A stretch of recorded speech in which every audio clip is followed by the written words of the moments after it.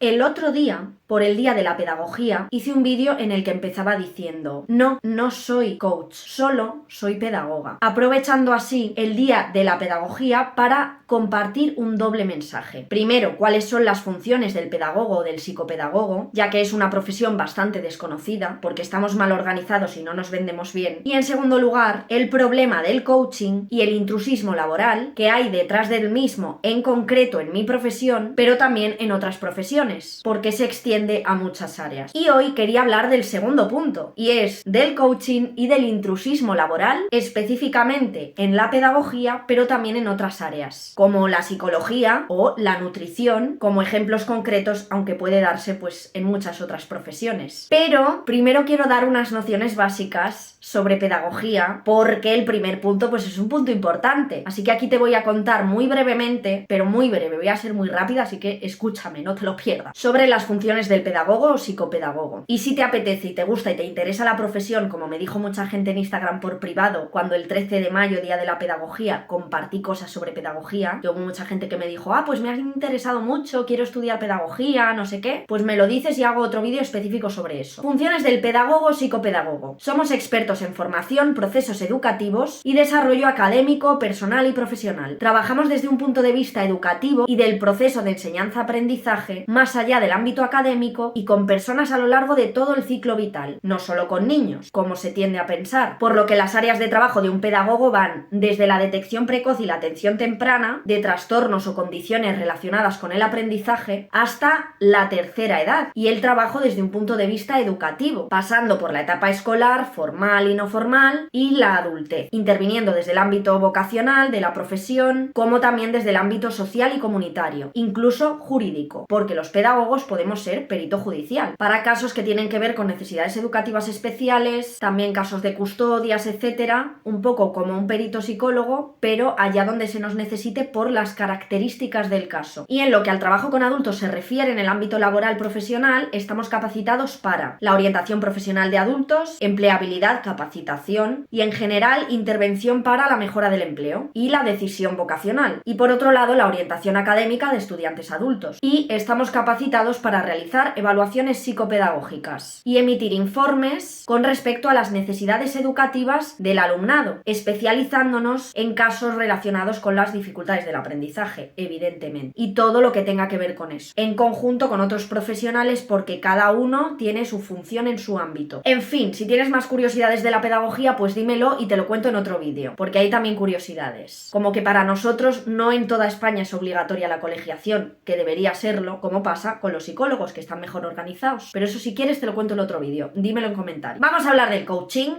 Y voy a empezar diciendo lo siguiente para que quede claro. El coaching no es una profesión habilitante, aunque eso creo que más o menos se sabe, pero no es una profesión, es una metodología. De hecho, a raíz de hablar con algún coach que tiene servicios de coaching a través de Instagram, a raíz del vídeo que subí diciendo que el coaching era intrusismo, que esto es muy genérico, pero como veremos ahora hay casos y excepciones, ella misma me dijo: el coaching es una metodología, bla bla bla. Es una metodología, no es una profesión. Tú tienes que tener tu profesión de base.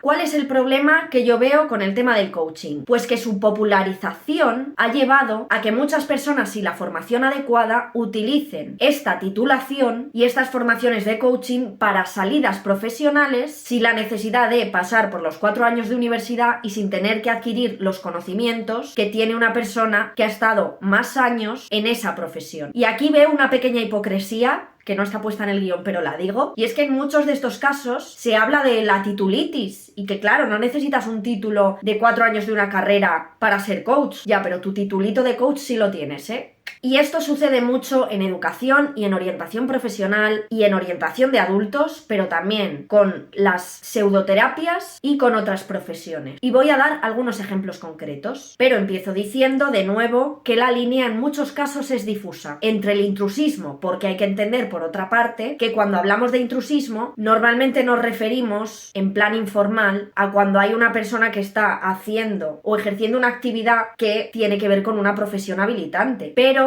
el intrusismo penal es como un paso más allá y es estar literalmente ejerciendo las funciones de ese profesional en un puesto habilitado para ese tipo de profesionales. Es decir, hay casos en los que la línea entre lo que denominamos intrusismo de manera informal y el intrusismo penado es difusa. El Código Penal establece en el artículo 403 que el intrusismo se considera a. El ejercicio de actos propios de una profesión sin poseer el correspondiente título oficial, así como el ejercicio de actos propios de una profesión sin poseer el correspondiente título académico expedido o reconocido en España. Entonces, bueno, como veis, esta definición es un poco inespecífica porque hay que trabajar cada caso en concreto. Cuando se denuncia un caso de intrusismo, se evalúa parte por parte si realmente esa persona puede ser denunciada o no. Si esa persona es denunciada y se demuestra que está cometiendo intrusismo, dicho delito constituye una pena de multa de entre 6 y 24 meses dependiendo del caso, dependiendo si es un título oficial o un título académico. En fin, una vez aclarado esto, ¿qué significa intrusismo según el Código Penal? Para mí la difusa línea divisoria entre lo que es intrusismo y lo que no tiene que ver con dos aspectos fundamentalmente. El primero, tu formación de base, aparte de tener un título de coach, que recordemos es una metodología, y en segundo lugar, la delimitación de tus funciones como coach. Con respecto a la formación de base voy a ponerte dos ejemplos para que lo entiendas. En primer lugar, nutrición. Imagina una persona que ha pasado por diversos nutricionistas y dietistas, que toda la vida ha tenido problemas de alimentación, con la comida, se ha sentido mal y además ha tenido malas experiencias con profesionales de la nutrición y de la dietética. Aprende sobre alimentación, cambia su alimentación, cambia sus hábitos y de esta forma mejora su salud y cambia su vida por completo. Una persona fascinada por este cambio. Entonces dice, me voy a hacer un curso de coaching para ayudar a otras personas a que cambien su vida mejorando su alimentación. Porque como yo, fulanita de tal, cambié mi vida con la alimentación, puedo enseñar a otras personas a cambiar su vida a través de la alimentación. Porque mi intención es buena, es ayudar a otras personas. La intención es buena,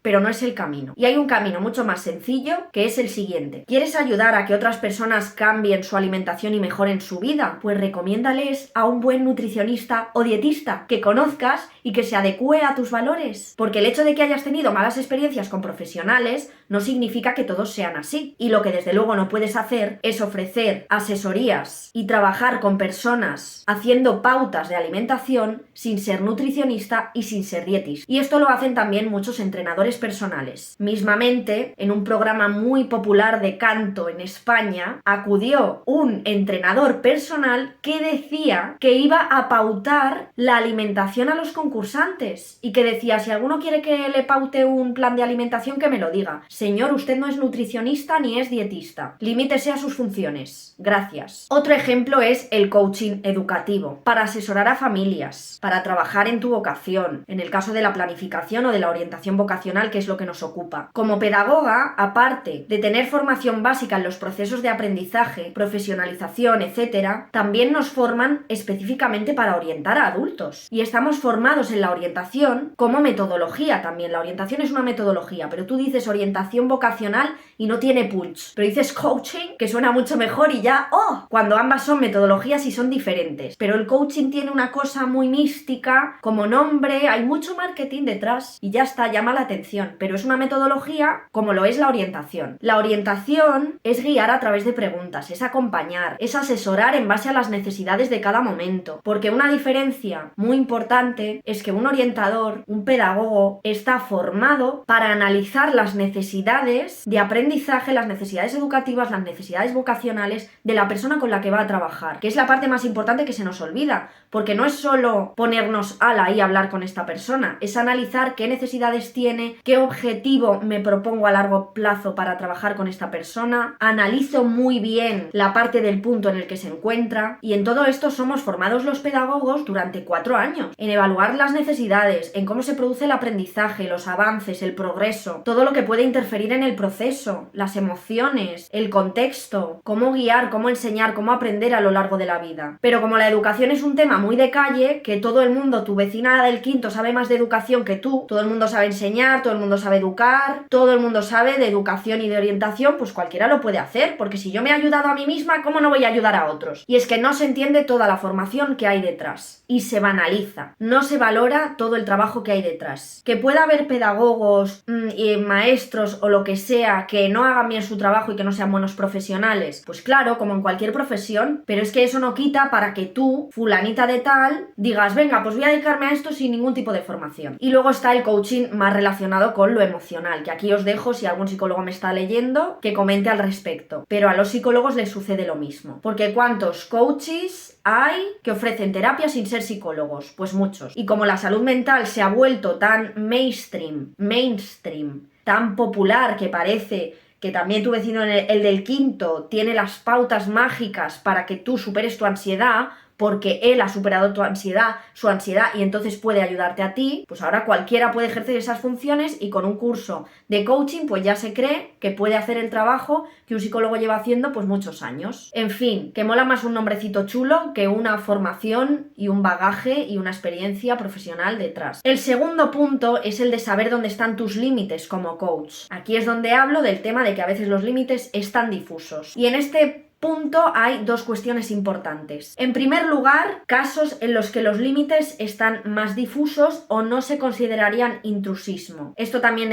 puede ser una opinión personal, pero voy a dar algunos ejemplos. Una actriz que es coach comunicacional, que se dedica a ir a las empresas y dar formaciones sobre cómo comunicar. Pues bien, ¿no? No le veo ningún problema. Ser coach empresarial, incluso personal, si tienes experiencia de muchos años en liderar equipos, si tienes una formación en gestión de personal y has trabajado con muchas personas, por ejemplo, si tienes una formación en administración y dirección de empresas y has trabajado en empresas mucho tiempo, liderando equipos y tienes experiencia en gestión de personal, pues lo mismo. Ok, estos ejemplos así que se me ocurren. Coach personal, por ejemplo, si eres profesora de yoga. Siempre y cuando te limites a tu disciplina de base, vale, pero no te metas en terrenos que no son tuyos. En terreno psicológico, en terreno emocional, psicológico y demás. O, por ejemplo, coach para familias, siempre y cuando que no te metas en asuntos que son educativos y que hay que dejar para los profesionales de la educación. Este último punto me toca especialmente y es que ya ni siquiera hace falta que tengas un curso de coach. Tú tienes un hijo que tiene, por ejemplo, altas capacidades y con un curso en altas capacidades ya ofreces asesorías que se escapan de tus funciones. Cuidado con esto, porque como he dicho al principio, si tú has tenido una mala experiencia como madre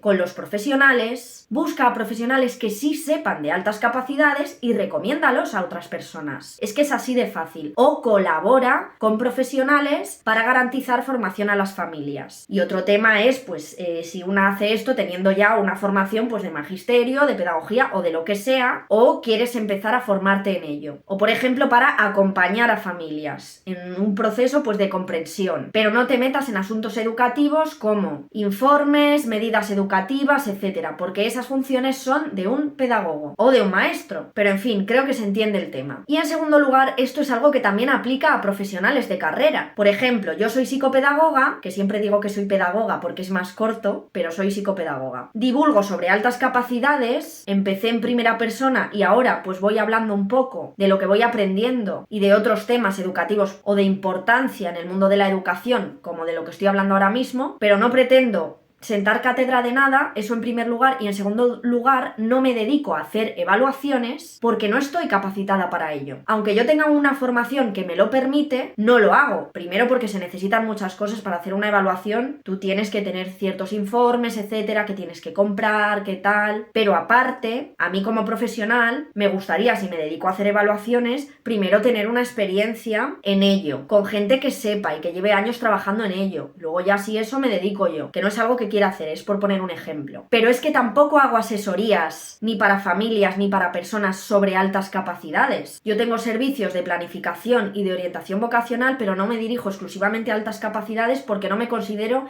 especialista en eso como profesional. Y a mí me han escrito familias que me han dicho, ¿puedes ayudarme con mi hijo? Y yo lo que hago es recomendarles a un profesional o a algún gabinete que sepa que puede ayudar a esa persona y que yo considere que es un buen profesional, que entiende, porque sé que no todo el mundo entiende de las altas capacidades y que no cualquier profesional está capacitado para ello. Igualmente hay muchas personas que me piden que les ayude a interpretar el informe o hacer alguna asesoría para trabajar algo como específico de la alta capacidad o más bien inespecífico, ¿no? Y entonces yo tengo que saber transmitir qué es lo que yo hago, hasta dónde siento que están mis límites, porque en este caso, cuando eres un profesional habilitado, realmente tienes capacitación profesional para hacer ciertas cosas, pero ya ahí está tu persona de decir, yo no siento que tenga la suficiente formación como para dedicarme a eso. En este caso, asesorar a familias sobre cómo educar a sus hijos con altas capacidades. Pues creo que hay profesionales, compañeros, colegas que lo van a hacer mejor que yo. Y es que lo importante es tener claros cuáles son tus conocimientos, también dentro de los que ya somos profesionales. Así como entre profesionales, es decir, entre psicólogos y pedagogos, entender cuáles son las funciones de uno, cuáles son las de otro y saber derivar cuando la cosa se esté yendo más hacia las funciones del otro profesional. Porque esto también es intrusismo. O sea, podemos hacer intrusismo entre nosotros, entre estas profesiones que se parecen tanto. Entonces también es importante tener claras las funciones de cada profesional y los conocimientos de uno en comparación con otros profesionales de tu propio gremio. De hecho, yo cuando trabajo con una persona desde la orientación vocacional o la planificación, que además va a terapia, me siento súper aliviada porque es como, vale, yo sé que esta persona está en un mal momento, porque lo intuyes, lo ves, pero sé que ese trabajo emocional lo está haciendo con un terapeuta especializado, con un psicólogo especializado. En fin, que está claro que no por tener un título vas a ser un buen profesional, pero es que si encima quitamos la criba del título y cualquiera haciendo un curso de un año, me da igual que sea un año, puede hacer funciones que no son de titulación oficial, pues es que damos cabida a un montón de negligencias y de intrusismos que son ya pues muy difíciles de abordar, porque una ya no sabe qué hacer cuando ve ciertas cosas. Yo a veces me enfado con esto y muchas compañeras pedagogas también se enfadan y muchos psicólogos que me han escrito y que he hablado con ellos también les pasa. Y aquí de nuevo, autocrítica, pensamiento crítico, saber hasta dónde están tus límites y saber que no eres el ombligo del mundo y que aunque tú creas que eres la única persona que puede ofrecer X solución, probablemente haya alguien que también pueda hacerlo. Así que recomienda a esa persona o apóyate o colabora con esa persona que sí es profesional y aprende a ver dónde están tus límites. En fin, cuéntame en comentarios qué opinas, qué te ha parecido, opiniones a favor, en contra de las cosas que he dicho. Creo que hay muchas cosas que son debatibles, pero lo que está claro es que el Código Penal contempla el intrusismo como un delito. Dime si quieres que haga vídeos de las funciones del pedagogo y temas más de pedagogía. Y nos vemos la semana que viene con un pedazo de episodio de Mentes Caóticas que es que me encanta. Espero que te guste tantísimo como a mí. Abracitos.